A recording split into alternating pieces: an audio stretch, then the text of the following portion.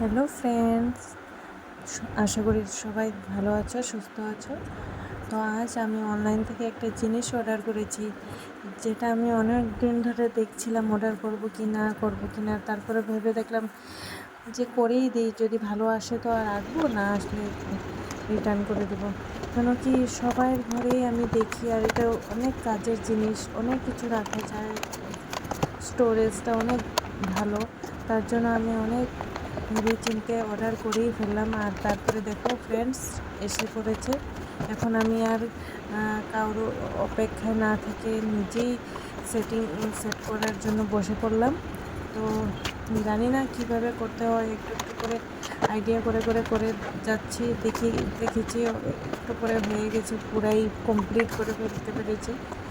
আর আমার এখন অনেক এক্সাইটেড লাগছে, কতক্ষণে আমি এটা গুছিয়ে এটার মধ্যে জিনিস সব ঢুকিয়ে সব কিছু গুছিয়ে রাখবো।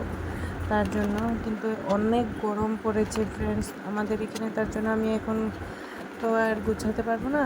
সন্ধ্যার পর আমি আবার বসবো, এটাকে নিয়ে গুছাবো। এটাতে যা যা জিনিস রাখার তা জিনিস সব রেখে দেবো।